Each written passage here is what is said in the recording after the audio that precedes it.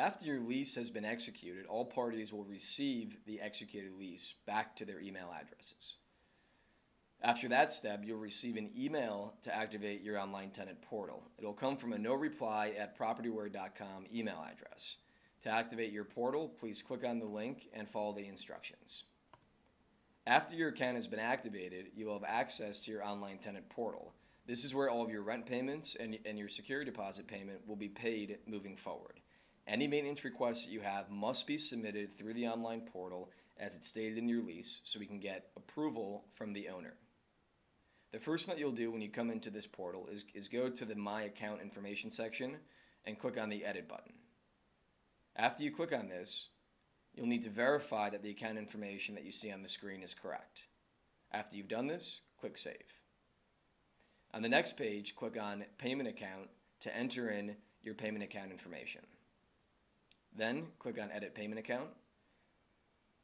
And this is a page where you'll enter in the account information that you would like to use to submit your payments moving forward. The first thing you'll need to do is under Payment Method, click on ACH eCheck, and then enter in your bank name, whether it's a checking or a savings account, the routing number, and the account number. You do not need to enter in the fields for your social security number or your driver's license number.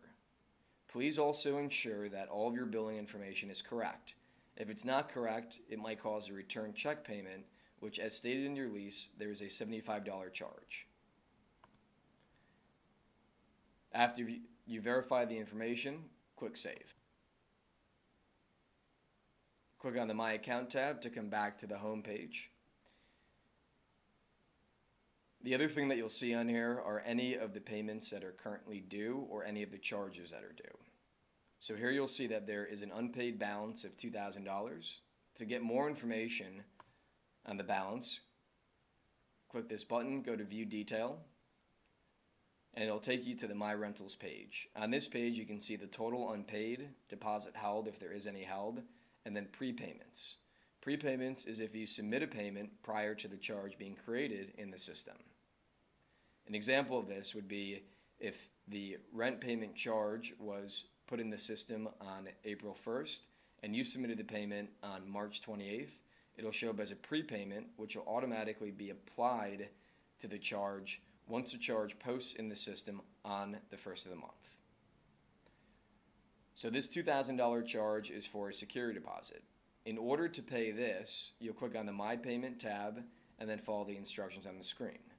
To set up automatic e-payments, which can be used to pay your rent moving forward, click on the Auto e-payment button. This allows you to schedule all of your rent payments on the first of the month to avoid any late fees.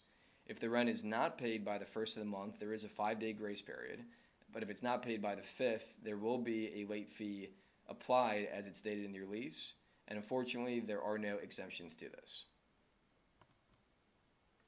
After you've set up your account information and you've submitted payment for the security deposit and any current unpaid charges, and after you've set up your automatic e-payments, click on the Maintenance tab. Again, this will allow you to submit any maintenance requests that you have. In order to do so, click on the New Service Request, enter in a detailed description, please use bullet points, and you can enter in a preferred time to enter. As stated in your lease, once a maintenance request is submitted, our company or any of our agents or contractors will have authorization to enter the premises. After you've done so and entered in all the information, click Save. The request will then be sent to us and to the owner for approval. If you'd like to see any of your leasing documents, go ahead and click on the Documents tab, and you'll see any lease documents or any building documents uploaded to this section. If you would like to print out any receipts for your rent payments or any payments that you've made, please click on this Print button. As your lease end date approaches, you can go ahead and click on the Give Notice button. This will allow you to tell us the reason for leaving and your scheduled move-out date. We will need this to be submitted to us 30 to 60 days prior to the date that you'd like to move out. If you have any questions moving forward, please submit them to tenants@rentalsolutions.org. That's TENANTS @rentalsolutions.org.